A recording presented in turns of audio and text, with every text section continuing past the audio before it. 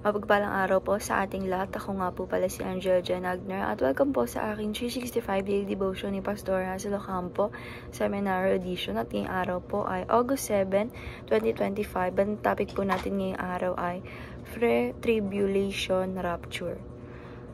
Narinig mo na ba yung Pre-Tribulation Rapture? And yung scripture po natin ngayong araw is 1 Thessalonians chapter 4 verse 16 to 17. And sabi po dito sa ating concept is na yung pre-tribulation rapture teaches that the world will turn from bad to worse, leading to the rise of the Antichrist before the climax of human suffering called the Great Tribulation. Christ will return secretly to take up his church. Christ will save his people from a period of intense suffering and judgment on earth. Believers are raptured to heaven to be with Christ, spurred from the war to come. And sabi po sa ating scripture na 1 Thessalonians chapter 4 verse 16 to 17. For the Lord himself will come down from heaven with a loud command, with the voice of the angel, and with the trumpet call of God. And the dead in Christ will rise first.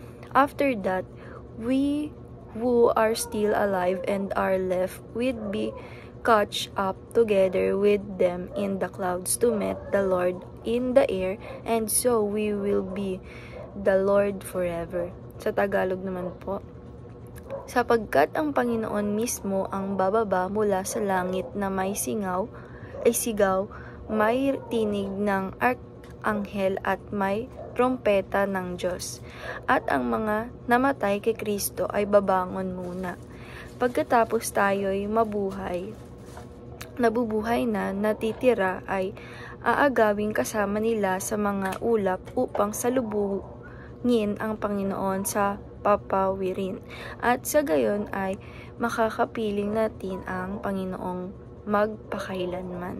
And yung teaching number 1 po natin is pre-tribulation teaches that the world is getting worse and worse, whereas the Bible teaches the opposite.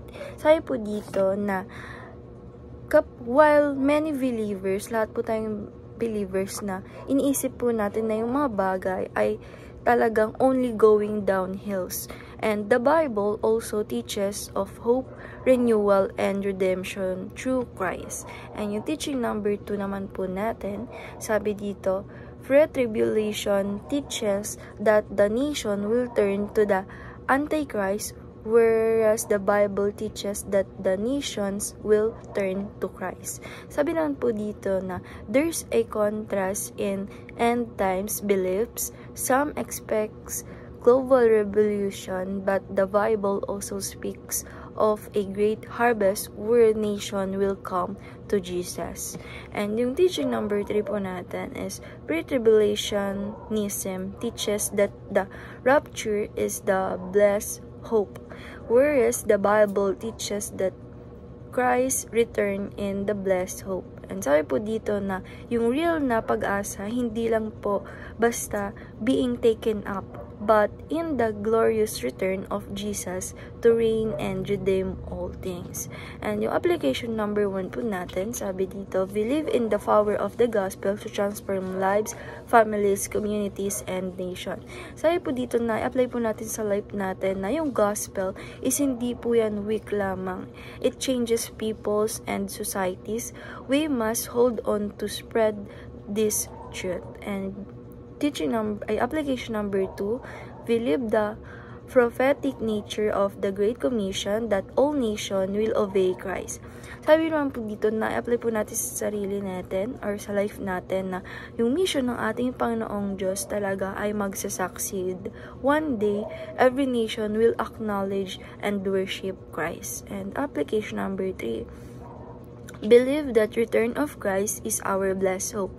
It is the completion of redemption. Sabi naman po dito na ang ating Panginoong Jesucristo talaga ay babalik.